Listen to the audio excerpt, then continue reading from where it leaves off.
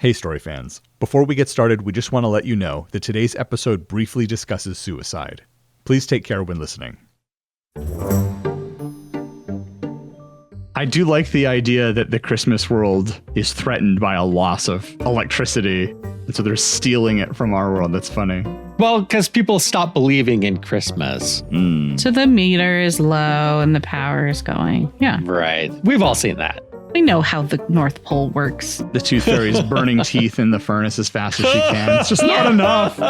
Fictional infrastructure is very, very shaky.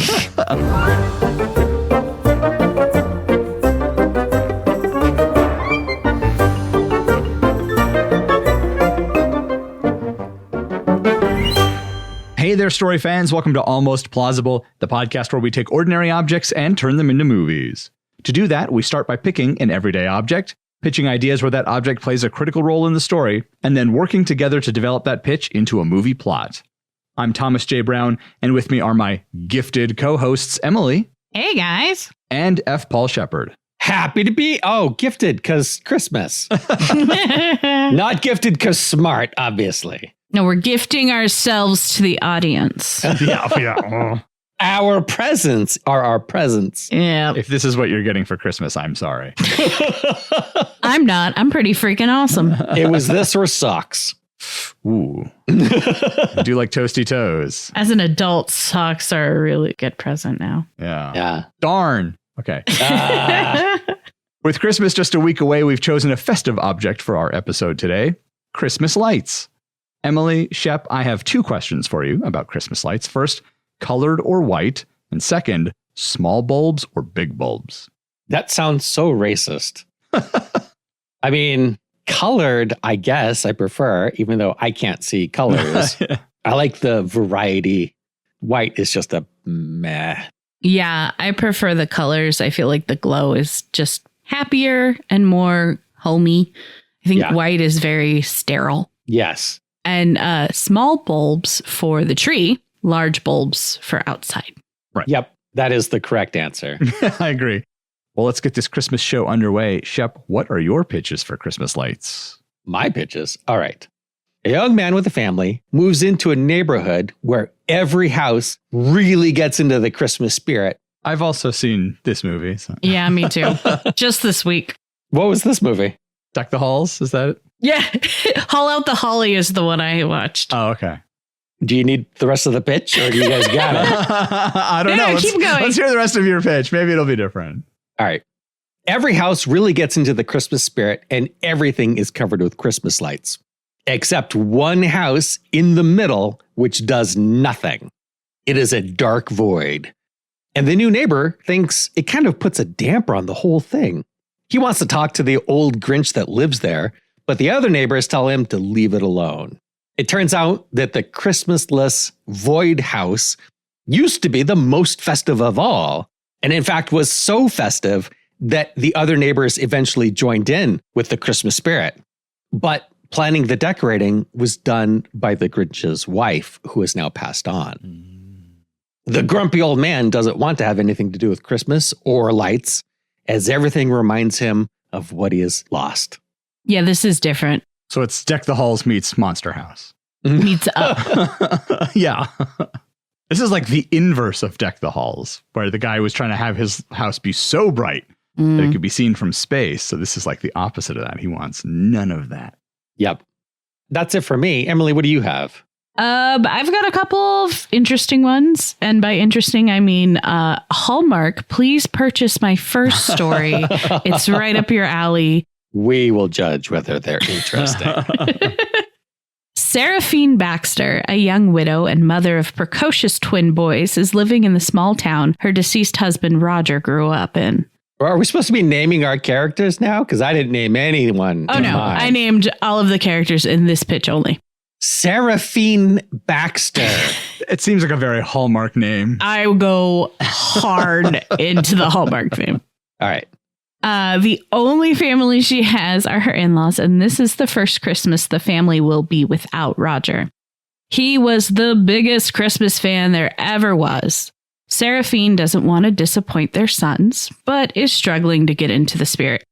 She decides to hire a local do-gooder, Bryson McCauley, to set up Christmas lights around her house. She is very pleased with his work, and he is smitten with her. She is surprised he shows up the next day with more lights, and she explains she cannot afford to pay him for more labor or lights. He says it's on the house because he wants her and her small family to have the best Christmas they can. Soon she is smitten with Bryson as well, but becomes conflicted when her mother-in-law insists the whole family come to her house for Christmas dinner. She doesn't know what will happen if they find out she might have found the next love of her life. So her mother insists the whole family come to her house. Who is the her in that sentence? The mother-in-law or Seraphine Baxter? Seraphine. Okay.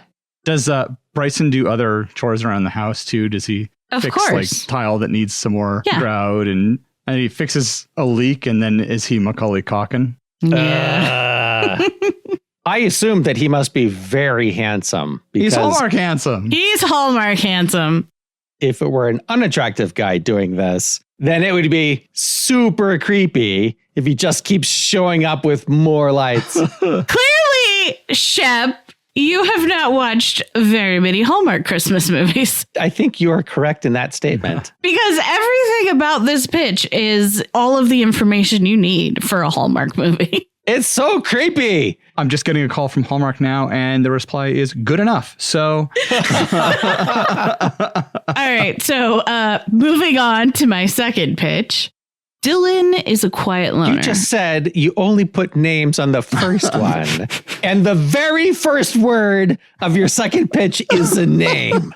You lied to me. No. If you recall, I said I didn't name the mother-in-law. This is a Christmas betrayal. I named all the characters in my first pitch. Did you name her kids? I didn't name her kids and I didn't name the mother-in-law, so I did fail. They named the primary characters. Yeah. There we go. So in this one, there's only one name. Dylan is a quiet loner, often seen wearing all black and avoiding people at all costs. As Christmas approaches, the community is stricken with fear as people begin disappearing. At first, there are no clues to the disappearances, but after the fifth victim vanishes, Polaroids of the missing community members begin popping up randomly around town. The only clue the photos offer are each victim is tied up with glowing Christmas lights. As concerns grow, so do accusations. Dylan becomes the main subject of suspicion. He swears it's not him, but the only way to know is to search his home. But there isn't any evidence, so the police's hands are tied. Will the vigilantes take justice into their own hands, or will Dylan be able to prove his innocence? The police's hands tied with Christmas lights? Yeah. Ha-ha! So it started with people disappearing around Christmas. And my first thought was they just went home for the holidays. Like, how is anybody noticing anybody is quote unquote missing? These are longtime generational community members. So they're not coming to the neighborhood Christmas party. Oh, they must be missing. Call the police. So what is Dylan to blame? Do you have a plan, or is that a thing we have to figure out if we select this one? I do have a plan, and it's not Dylan. I wanted it to be like a Christmas witch hunt is what I wanted. You know, the complete opposite of Christmas. They're not taking the loner in and giving him love and affection and blossoming him into a happy member of society. They are berating him, beating him down, and accusing him of truly awful things. Just what we need this time of year. Anyway, Thomas, what do you have for us? As Christmas approaches and the snow falls, Victoria's depression grows stronger. She's in her mid-30s, she's single, she lives in a small town, and she's a bit of a Grinch. I get it. Pretty soon she's going to be accused of tying people up with Christmas lights. She read online that getting outside can help alleviate depression, but she doesn't like going out during the day where everyone will wish her a Merry Christmas, so she starts taking walks at night. On one of those walks, she notices a long string of Christmas lights hanging from a lamppost that disappears around the corner of a house. She looks around the corner and sees the lights leading up into the woods. Her curiosity is piqued, and she decides to follow the string of lights. Eventually, they lead to an abandoned cabin covered in colorful Christmas decorations. And she ends up tied up with those Christmas lights. The door to the cabin is slightly ajar, and a warm light is emanating from inside, so Victoria enters. As soon as she steps over the threshold, she's enveloped by warm air and a smell of pine and cinnamon. Victoria quickly realizes she has been transported to an entirely Christmas-themed world. So this is completely different from The Nightmare Before Christmas. Right. Because It's a woman and not a skeleton. To be fair, there's a woman's skeleton inside of her, though, so. That's true. Good point. it's longing to be free. All right. Which pitch do we like the best? What is the tone that we're going for? Is it happy Christmas or is it scary, depressed Christmas?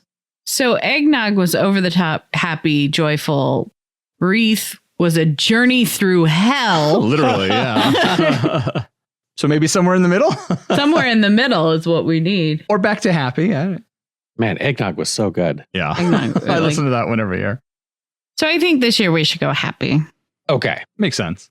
And the Christmas themed world, while striking quite a resemblance to Nightmare Before Christmas, it is also several other Christmas movies. It's just a trope. Can we set that trope on its head? Yeah, sure. Because mine is a straight up Hallmark movie. It's going to write itself.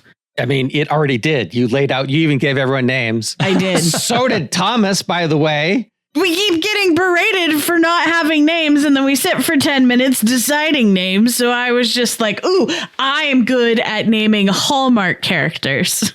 So I got this on lockdown. I actually thought when she was following the lights, she was going to end up meeting somebody handsome. Who ties her up with the Christmas lights? I mean, some people are into that. So why do they need a string of lights from this world running into the other world? They're luring somebody into their world. Are they luring somebody or did they just forget to pay their power bill? I actually really love that. I do like the idea that the Christmas world is threatened by a loss of electricity. And so they're stealing it from our world. That's funny. Well, because people stop believing in Christmas. So the meter is low and the power is going. Yeah. Right. We've all seen that. We know how the North Pole works. The tooth fairy's burning teeth in the furnace as fast as she can. It's just not enough. Fictional infrastructure is very, very shaky. Yeah, I don't know what Santa's plan was, but giving away presents is not a sustainable Yeah. business model. No. All right, well, I guess we're doing this one. Okay. Yes, we are. Okay. They needed the string of lights for some reason. To power their Xbox that they... To power. Here is my new idea. It's not all of Christmas land that needs electricity. It is one person's room. So Christmas land is old school. Their toys are made of wood. They don't have electricity. They don't have any modern anything. It's like they got stuck in the technology hundreds of years ago. Mm-hmm. They have that and they have Santa's magic and they don't need anything else. They don't want to modernize. Santa doesn't want to modernize. But let's say this is Santa's son or daughter or something. And she has an Xbox and she wants to play it. So she needs electricity for the TV and the console. So she has plugged in this string of lights because that's all they have, right? They don't have like extension cables because why would they? Now, she managed to get a string of Christmas lights because they're Christmas themed, and she used that as an extension cable. Unfortunately, it does leave a trail of lights that someone could follow, but she didn't anticipate that because she is young. And so this is an unintended consequence. She wasn't intending to lure anyone. She just wanted to play insert console game here. Right. Whatever the big game is that Microsoft is trying to shill for the season when this movie comes out. Yes, let's get them to sponsor. In lieu of something definite, we'll just say E.T. Is E.T. a Christmas movie? He's got a light on his finger. It's a Halloween movie, isn't it? Yes. Yeah. I like this idea.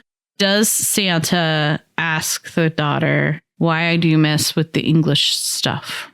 It's Ariel and King Triton. There you go. She's obsessed with the stuff from it's just Little Mermaid. No. The more I think about it. No. She wants to get up to speed on the toy manufacturing and continue creating magic for children because, the magic's running out. But what do children want these days? They don't want a wooden duck that you pull on a string. They want an Xbox. So they have to understand the Xbox. So she's trying to learn and understand the technology so she knows what direction to move. Right. It's not that she's a stoner. It's that she's doing market research. Yes, 100%. Product development. I want to see a product development meeting where Santa's like, oh, what are we going to release this year as toys? And like, they're all throwing out, tin soldiers or all these things. And she's like, what? Nobody wants this. And she's like explaining. And Santa's like, so hoop and stick again? Or it's a big circle, for kids. Very good. I'm thinking she's cargo culting it. Right. She's trying to figure out how they can manufacture an Xbox. She managed to get an Xbox. And so now she's carved one out of wood. But no matter how she adjusts the cable going to it, it doesn't light up the TV. It doesn't seem to turn on. She can't figure out what magic ingredient she's missing. That makes her seem kind of thick. She just doesn't have technology. The TV works. How does the TV work? It's plugged into to the Christmas lights. Yeah. Okay. She plugs in also the real Xbox. It works. Right. So she can see how it works. She's a scientist. She's thinking about it rationally. But she doesn't understand computer chips and RAM and hard drive. Right. Their computer chips are made out of potatoes. I like the idea of her trying to reverse engineer one out of wood because that's all the material she has. Right.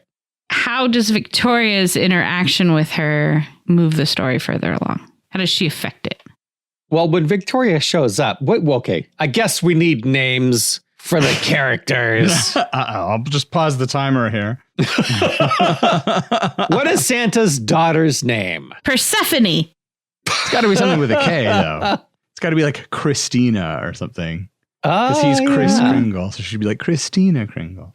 Yeah. Let's just do that first thing that came to your mind, Christina. Because Santa's kind of an egotistical overlord, so of course he would name his child after himself. So does he call her Chris? Yeah. That's like his pet name for her, and she hates it? Yeah. Yes. Because he clearly wanted a son. He doesn't think she can handle the job. Yeah.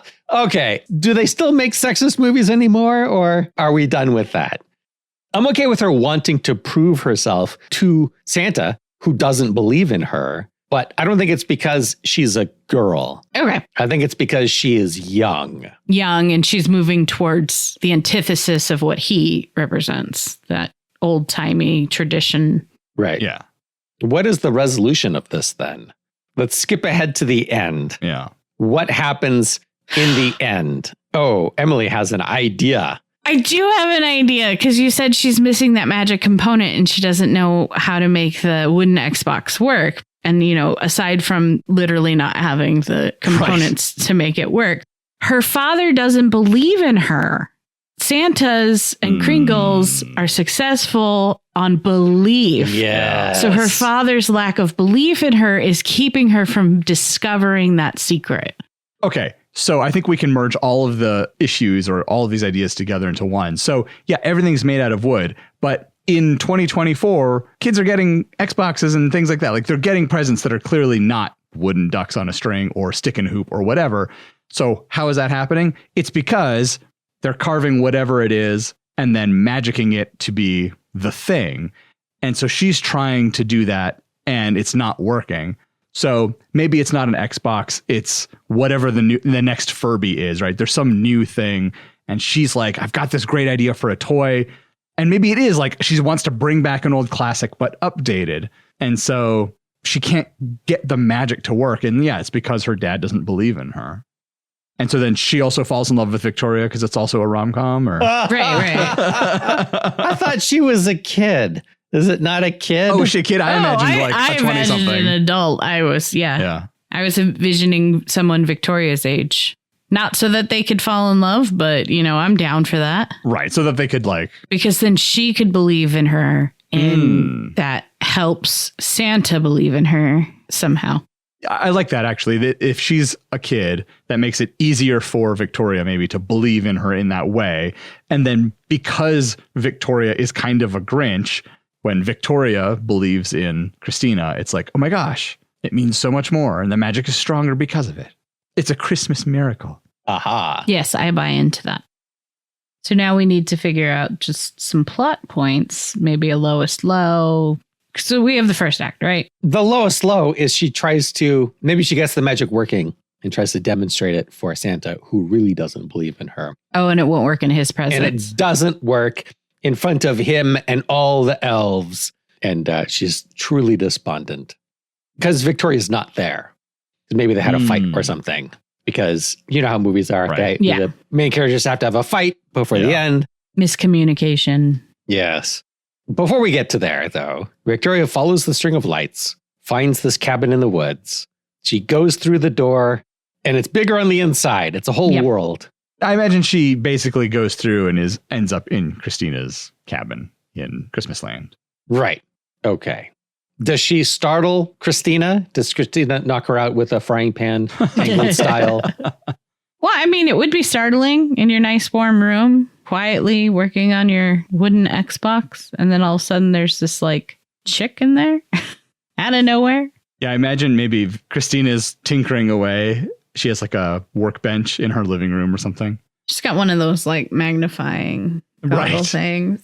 Yeah, and she's like working on whatever and has her back to the closet door where Victoria has walked in. The wardrobe. Yes, we know. The Yes, wardrobe. that's right. Yep. So she comes through, climbs out of the wardrobe, and she sees like a decorated Christmas tree. And it's like something out of a Thomas Kincaid painting, right? And she's looking around and she sees Christina.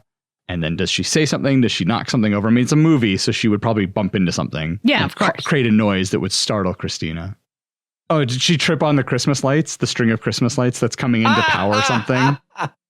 So I think she makes a noise and Christina turns around, and then Victoria tries to flee and then trips over the Christmas lights and knocks herself out. And this gives Christina time to tie her to a chair with Christmas lights or something. And because Christina's wearing those magnifying goggle things, when she turns around, her eyes are all big and weird. Yes. Yep. Yeah. Classic Hollywood stuff. Yes. Is this too cliche? For a Christmas movie? No. It's fine. It does feel kind of like it's writing itself because we've seen it so many times. But it's fine. This is what people want at Christmas, isn't it? This is just their first meeting. It's fine. You want comfort and familiarity. See, we have to build up the established tropes so that we can knock them down as our film goes along. So, yep. Okay. You've convinced me. Okay. Yeah. So I love that as a start, as like their initial meeting. Right. So she knocks herself out and presumably wakes up in Christina's bed. Does the same thing almost happen again? Like Christina's gone back to work and now she comes out of the bedroom, or is Christina hovering over her when Victoria wakes up? Well, here you can introduce a third character, Christina's assistant. Is Christina's assistant an elf or some other non-human character? I mean, obviously be a non-human. I mean, like an animal. Like, does she have like a rabbit or a reindeer? Or a beaver actually is pretty good. I was thinking it was a polar bear. So gigantic and scary? Yes, but he's very friendly once you get to know him. He's actually a nurse? I have a question. Do the people in Christmas Land look like regular people, or are they different? Are they claymation? Are they animated? Oh. Does Victoria stand out from the natives of Christmas Land? In that she's taller than everyone else, I think so, at the very least. But I do like that idea. Oh, you're thinking like the Rankin Bass style claymation type of thing? Yeah. But she's a human in that world? Yes. Man, I really like that. That's another great reason for her to freak out. Right. Everything's all funky. Right. Because then Victoria has to be disguised Monsters, Inc. style.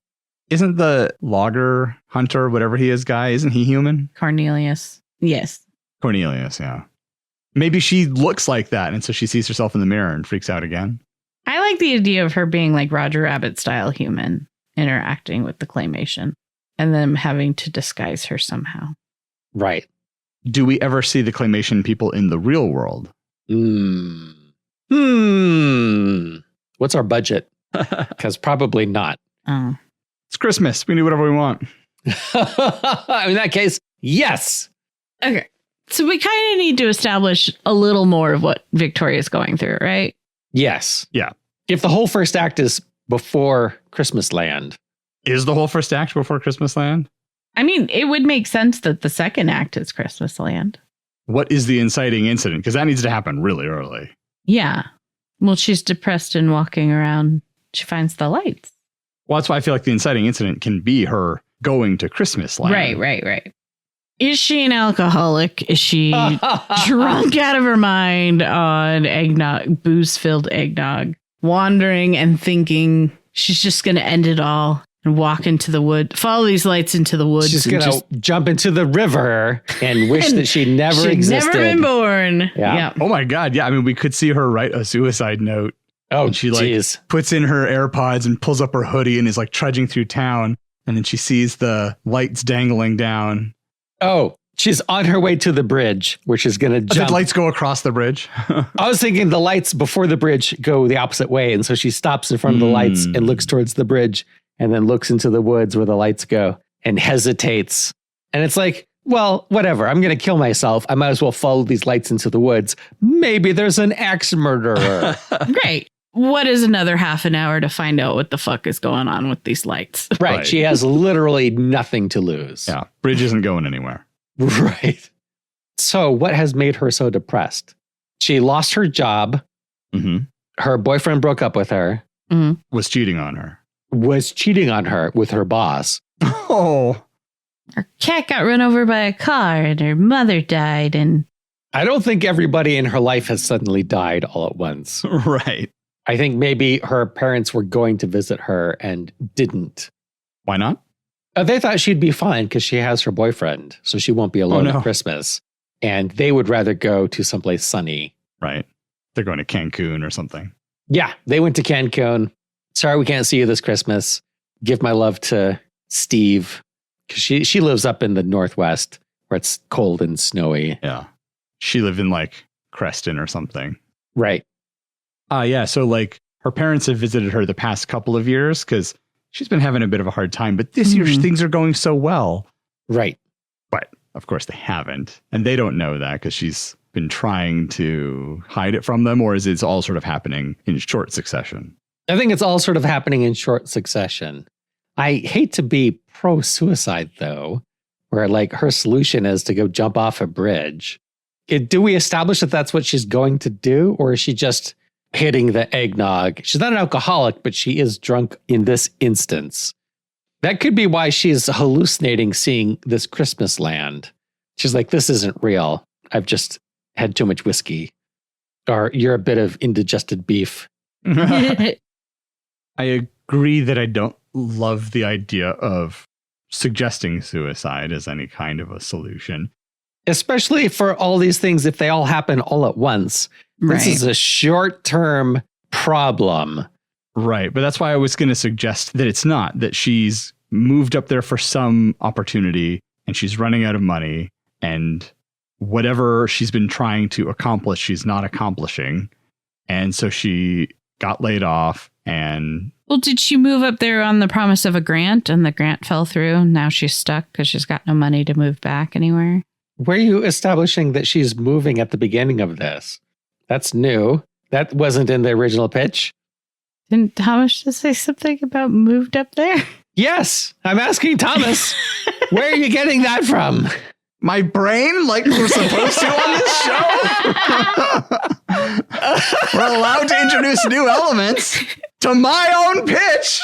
Yes, but you said it as if it were already an established fact. I'm saying like, I'm trying to give her reasons why. To be super depressed. Right. Right. So like she had moved to the town in order to work for this organization based off of a grant that fell through. Or doesn't get renewed. Because it'd be foolhardy to move in the hope that you get a grant. Like they got the grant and then year 2, the grant is like, we're not giving it to you again. Right. This company. Right. And they're not financially solvent enough to remain open. And the grant was to renew around Thanksgiving. So now she's been out of work for 6 weeks. And, grants don't pay a ton. So she doesn't have a lot stored up. Sure, maybe she's already been partially living off of savings this whole time in the hopes that like it was supposed to pick up, things were supposed to work out, and now it's like it's gotten even worse. So that sets up a depression in her that's not a man left her. Oh, I mean, we can pile that on as well. Yeah, I think Emily makes a good point where she don't need no man. Well, yeah, I think that while it's a traditional trope and it's not unreasonable, I feel like it also just establishes that her happiness and her success is based on a relationship with a man. Right. Yep. You've convinced me. So it's because her work or her life revolves around her work that she's depressed. And I think that she needs to be a principal contributor to whatever this thing is. So she views it as a personal failing. I couldn't make it work. People were relying on me. Yeah. Now, it's not just me out of work. It's a dozen other people at this company who I've let down. Yeah. Now it's properly depressing. Right. And we talked about she doesn't have the funds now to go home for comfort like a Hallmark movie. You know. Even if she did, her parents are going to be in Cancun. Well, I was going to say it's not her parents aren't visiting her. It's she can't afford to visit her parents. Is that what you're saying, Emily? Yeah. But why wouldn't they come to her? If she asked, I think they would come. Maybe she didn't tell them. She's keeping it a secret. Right. Instead of talking to someone. Yeah. She's leaning into the depression and doing the depression tropes of not letting people understand, not letting people know. And this is not the first time she's failed in a similar fashion. Like maybe she's just trying to be this entrepreneur. Maybe she tried this exact same thing in the States and it didn't work out. And that's why now she's in Canada. I mean, that adds a complication. What's the complication? That she's crossing international borders for some reason. She could just be Canadian. I like the idea that it's not her first business. Sure. And in fact, maybe she has a Zoom call with her parents where she's hiding the fact that the business has failed again. Yeah. And her father can say something like, I'm really proud of you. I didn't think you were going to do it. Because he didn't believe in her. Mirroring how Santa feels about Christina. Yeah. He wants the best for her, but doesn't think she has the experience to pull it off yet. Right. And both of them want to prove to their parents that they can do it. So the whole thing could be a hallucination that Victoria's having because it's her story, but portrayed by Christina and Santa Claus instead of her and her father. Mm-hmm. And she woke up and it was all a dream and it's Christmas Day. Oh, wait, it's a Christmas movie where she gets depressed and wants to jump off a bridge and then has like a whole hallucination story? God damn it! There aren't new stories! Right. That's why we're not having her jump off the bridge. Right. Because that story's been done. And so then she goes back to the office Christmas party that she'd left, stumbling out drunk. And it was like a big goodbye party. And it turns out all the employees have decided to pitch in funds. All right. Well, let's take a break. And when we come back, a hopefully much more jolly conclusion to our Christmas lights story.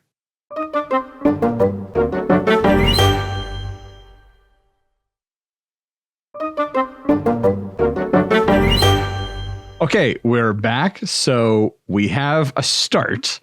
Okay, so my thought was she's an entrepreneur. She's trying to start another business. Her investors have pulled out. So it's similar to she didn't get her grant renewed. Okay. Yep. But the reason I'm having it as investors is she could pour all of her money into it. And maybe her coworkers, maybe they're all in it together. And they've pitched this idea to her, like, we don't need investors. We can just do it ourselves. And she is afraid to take that leap because she doesn't believe in herself. And is this based on a previous historical failing? Yes. She's already tried to do this. Okay. Her previous business failed. She doesn't want it to happen again. Her father didn't believe that it was going to work. So maybe they had a Christmas party because it's the end of the year, but it's also kind of a wrap-up party because they're not going to continue in the fiscal new year. So she doesn't believe that it will work. Then she follows the string of lights and encounters Christina. who also doesn't believe in herself. She's trying to make this work and she doesn't know what's wrong. She doesn't think it will work, and then it doesn't work and she's right. So her lack of belief is being reinforced. So Christina thinks it's because Santa doesn't believe in her, but it's really because she doesn't believe in herself. That is the overarching theme of the movie. So when Victoria gets back out into the real world at the end, she can agree with her coworkers who can't do it without her because she's got all this funding that she is going to pour all of her money into it and try to make it work. And they could even talk about how they need a miracle for it to work, and it's Christmas. And maybe she gets help from Christina somehow. So that's the setup. There's no man involved. Yeah. It's just she doesn't believe in herself. And as a result, her business is going to close. This is great. We should have taken a break 20 minutes ago.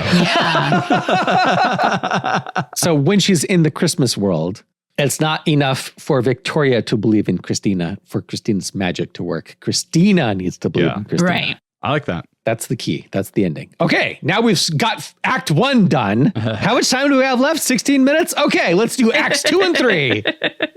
So, what are their adventures in Christmas Land, which should be the majority of the movie? Right. Well, obviously, we get like a big tour of how it all works to establish the world and set the rules. Right.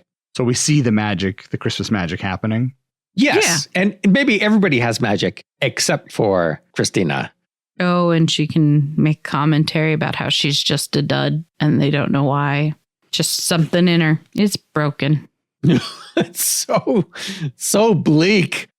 Oh, maybe not everybody has magic. It's only Santa.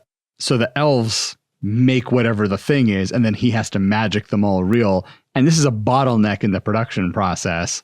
World population is going up, but throughput in the North Pole has remained the same. Right. World population is going up, but is belief in Santa going up or is it going down? Yeah. And so his ability to convert things from wood to the real deal is waning or slowing down. Right. And if she could do magic, then she could help. Right. And he keeps telling her not to worry about it. Like this is his problem to solve. And she's just a little girl. So don't worry about it. But she is troubled. What happens without the magic? What are the consequences for Christina never getting the magic? Does it dwindle belief further? They're passing the point of no return on lack of belief in magic. Because if there isn't any magic to demonstrate, then there won't be any new believers. Right. And so it's at that tipping point where if it doesn't come back soon, it will be gone forever. And Christmas world and our world will be cut off from each other. Mm-hmm. They'll continue living on in their perfect world. If they're cut off from our world and they still have the sustainable life, what do they care if belief is gone? Yeah, I mean, what are the stakes, right? Yeah. Well, I mean, we established previously that belief is a major part of this. So, like you said, without Santa Claus being able to do his magic, he can't make the presents. If he can't make the presents and deliver them, then that belief is going to fall apart completely and their world will cease to be. I mean, is it an existential threat for these guys? Oh, geez. I would say at the very least, the connection to the real world gets cut off when Victoria is in Christmas Land at the beginning. This is the reason Victoria is trying to help Christina so she can get home. Right. Okay. She doesn't know Christina. This is just some weird claymation kid. So.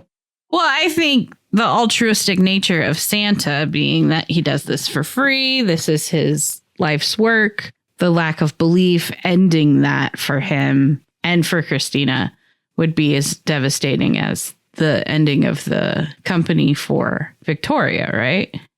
Oh, you've put a thought in my head, which is what Victoria does is converts her entrepreneur company into a nonprofit. She's giving up the goal of making lots of money and just building a sustainable business. And she gets that way through a conversation she has with Santa Claus because she's all business oriented. She's like, why don't you sell the toys? Because the point of Santa's toys is not to make a profit. The point of Santa's toys is to bring joy to people. Mm-hmm. That's his profit, if you need to put that label on it. Right. He makes the world a happier place. And without him and that going through, then the darkest time of year is the darkest time of Right. year and nothing more. Right. So if he gets cut off from belief and all that magic and the door closes, he'll be fine in Christmas world, which will continue on. He'll just be disappointed in us. Would we lose that joy? Does it become all commercialized? Does Christmas end altogether? Yeah. I think it makes our world worse. Right. Which he doesn't want to do because his whole purpose is to bring joy to our world. Right. Yeah. That's enough for me. It's a Christmas movie. Okay. So Victoria and Christina go around Christmas land. What do they see? What do they do? Victoria is helping Christina prepare for her next attempt at magicking something Mhm. for Santa and the Board of Elves or whatever it is that run Christmas, run the workshop. And the elves that work for Santa aren't slaves, they're volunteers that believe in making the world a happier place. Sure, this is a hobby for them. Right. They don't do it all year long. And they don't have to do it. They could have a podcast.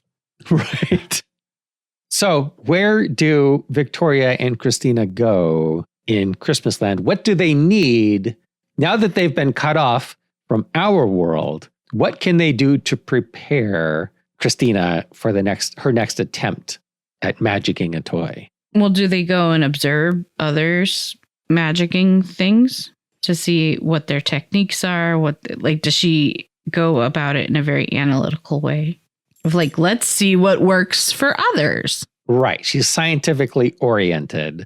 Yeah, maybe she goes to another workshop because there are a bunch of places. Of course. She's got friends that make toys or whatever that she has studied under multiple times. And so she goes and tries again. Does Victoria suggest making something less complex just to start? Sure. What is a less complex thing that she can try? Tamagotchi. I don't know.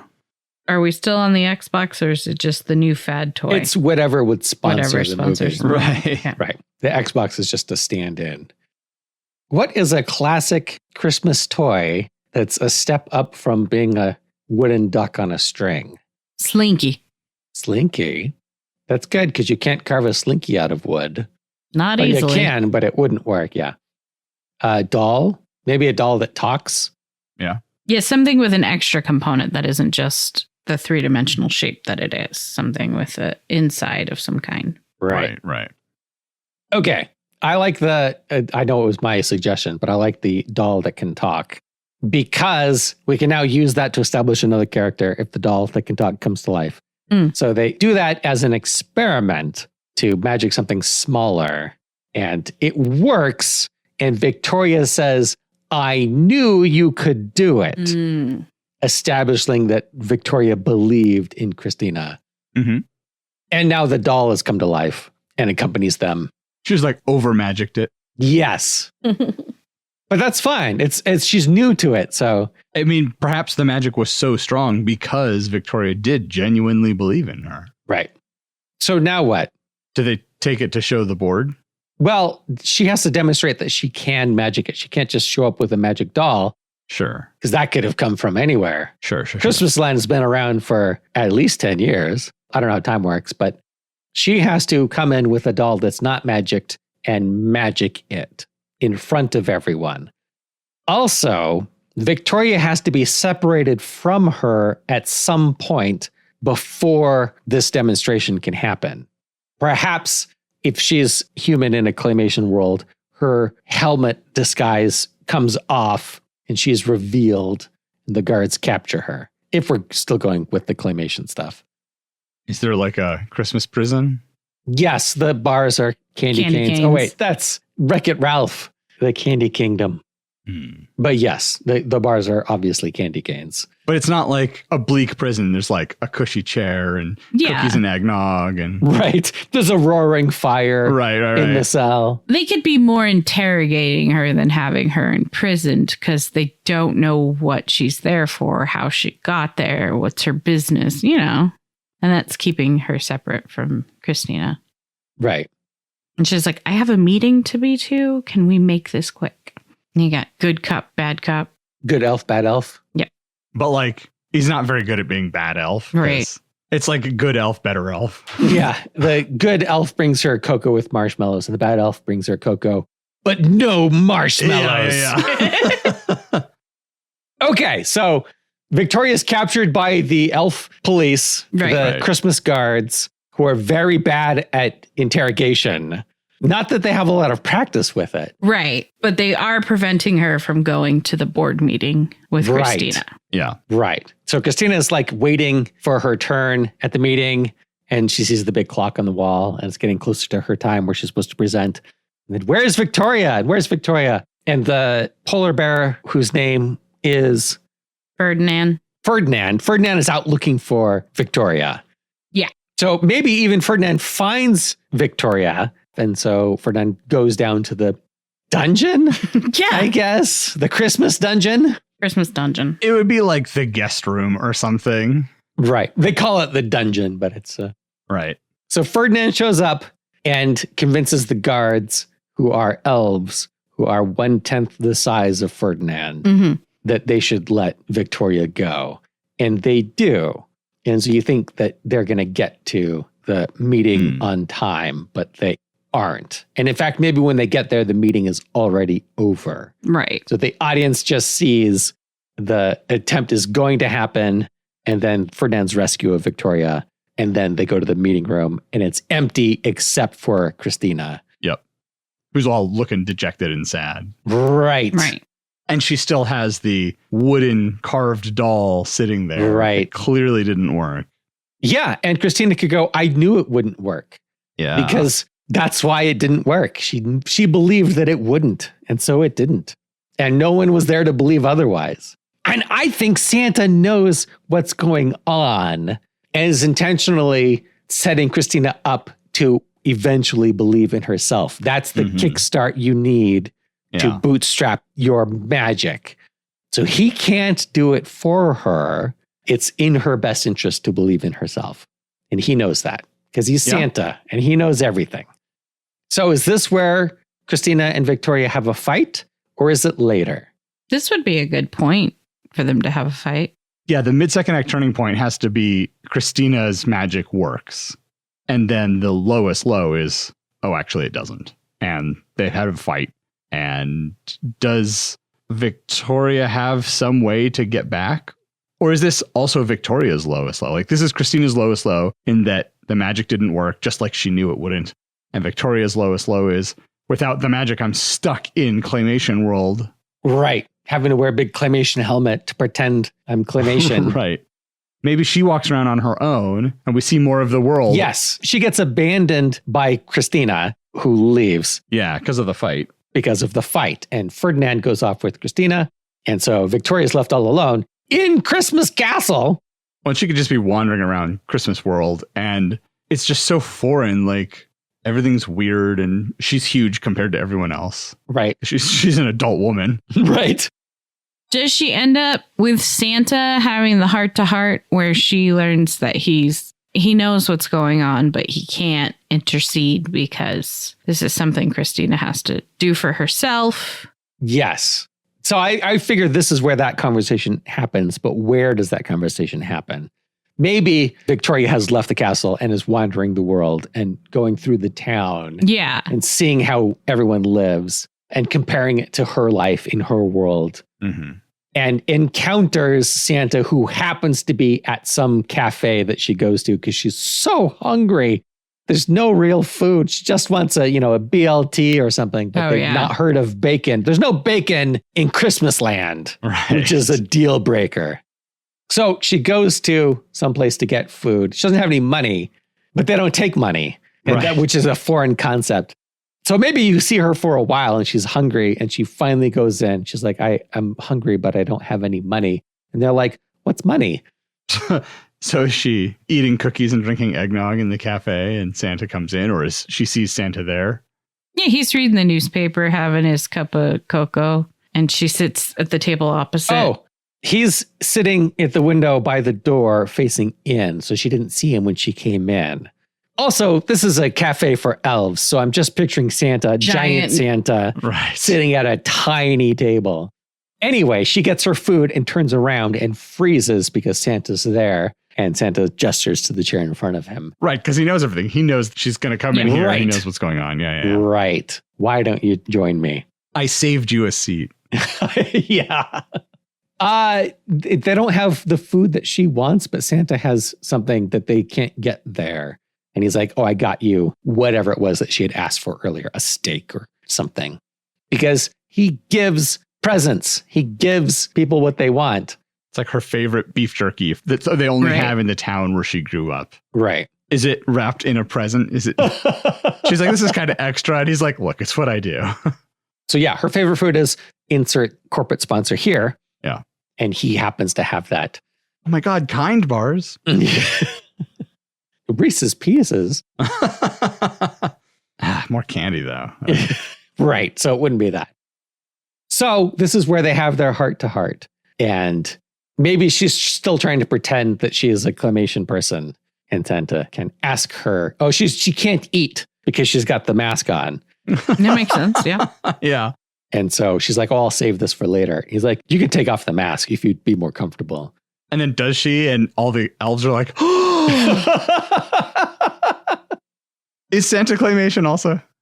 I probably, because if it's Rankin Bass. Okay. He's still larger than the rest. Right. Okay. So they have their heart to heart. They have their heart to heart. They talk about business and Santa kind of sets her on the right path going forward. Yeah. And she's trying to get him to help Christina. Yeah. And he explains to her that he can't help Christina. Christina can only help herself. Oh, and maybe they talk about what will happen if the magic goes away, if belief goes away. And Santa's like, I don't believe that it will. And she's like, it's already gone away enough that I can't get back out. What is the reason that the magic got cut off and Victoria needs help to get back out? Maybe it's just as Christmas approaches, the magic is still there. It just got rerouted to some other location. It's the final push of converting all the presents. A well-meaning elf guard in the castle unplugged the string of lights and shut the door all the way. Right, because that doesn't go directly into Christina's cabin. It just goes into Christmas World. Yeah. So yeah, there's a big gap between where the lights go in and where Victoria finds Christina. And so yeah, an elf guard could have unplugged the lights and closed the door. And the door doesn't open again until Christmas. That's when Santa comes out and delivers presents. So he's like, you just have to wait. Right. The elf guard was doing the final checks leading up to the big push. Right. And that's on the checklist. Make sure the door is ready and unobstructed. And he's like, oh, this isn't right at all. I like the idea that there are these cabins all over the world that are little doorways from Christmas world to our world, which explains how Santa gets around so quick. He doesn't travel all over the world. Right. He'll come out and deliver presents and then go back in and come out somewhere else. Much faster that way. There's big gaps between cities where there aren't anybody. So that's true. So how does it resolve? Victoria has got her talking to by Santa, who told her all she needs to do is believe in Christina. So she has her heart to heart with Santa and then goes to find Christina, but she knows she can't just be like, the secret is to believe in yourself, because that doesn't work. So she goes and tells her story about, her company has failed. It's the second time she's failed at it, and she doesn't know what she's going to do. She does know what she's going to do because this is after her conversation with Santa. That's her motivational speech with Christina is, my business has failed and I failed and I failed and I failed. But I know I'm not going to give up because she's already made that decision. Yeah. She just needs Christina to make that decision. And if she needs to think about it scientifically, you know that it does work. It did work. You saw it work. You were denying what you saw with your own eyes by believing it wouldn't work. So just try again and it will work. And then what? Must work. Yeah, then it has to work. And how does she show? Where does it work? They have to be prepping the presents for delivery, and a lot of them haven't been converted yet. Oh, yeah, because Santa's behind schedule, as usual. Well, and the magic is weaker, so he's not able to convert as many at once. And they're doing their elf calculations and letting him know, hey, we're hitting a snag. We might have to delay some of these or whatever. Does Christina come in at that point and says, can I try one more time? And then she does it. She doesn't ask. She's Christina. She's like, I have the solution. Maybe she tries it in her shop and it works. Right. That's what I was just thinking. Yeah. And then she does it a couple more times and it keeps working. And she's run out of carved wood stuff. So she runs to the factory to find more stuff. Is it still working? Yeah. Oh, as she's running, like other people that are carrying toys around that haven't been converted, she's just converting them on the way. And they're hey, this was supposed to be a wooden duck on a string. They turn into a real duck on a string. Yes. Like, what am I supposed to do with this? Yes. Starts flapping away. And so that saves Christmas? Yeah. Sure. And then does Victoria get a ride back with Santa, or because the doors can open up again, Christina takes her to the correct door? Oh, Christina has her own sleigh. Yeah, she got it for her 16th birthday. That's pulled by Ferdinand. Oh, yes. Very good. Very good. So Christina gives her a ride home. Yep. So they can have their heart-to-heart of thanks for believing in me. And this is where we see the claymation people in the real world. Yes. Mm-hmm. Are we missing anything? I think at this point, we see that Victoria goes back to the company party. Yeah. And announces the new direction for the company. Yep. It's not goodbye. It's Merry Christmas. Take a week off. We'll see you in the new year. We're going to restructure. Right. Yep. Nobody's fired. Everyone still has a job. And you see Christina looking in through the window. And Ferdinand. And Ferdinand. Okay, so they drop her off and she's running back through town and she sees some kid and she's like, boy, what day is it? And he's like, my parents told me not to talk to strangers. He just like runs off. Right. I was led to believe that would work. Yeah, I think that's pretty good. I'm happy with that. Yeah. Yeah, there are lots of gaps, but that's what writers are for. Indeed. Well, we'd love to hear your thoughts on today's episode about Christmas lights. Did you find it illuminating, or did we get all tangled up in the details? Oh, we so got tangled up. Well, let us know by leaving a comment on our website, reaching out on social media, or sending us an email. Links to all of those can be found at almostplausible.com. Emily Shep and I want to wish you a very happy holiday season. We hope that you'll join us in a couple of weeks to celebrate the new year on the next episode of Almost Plausible.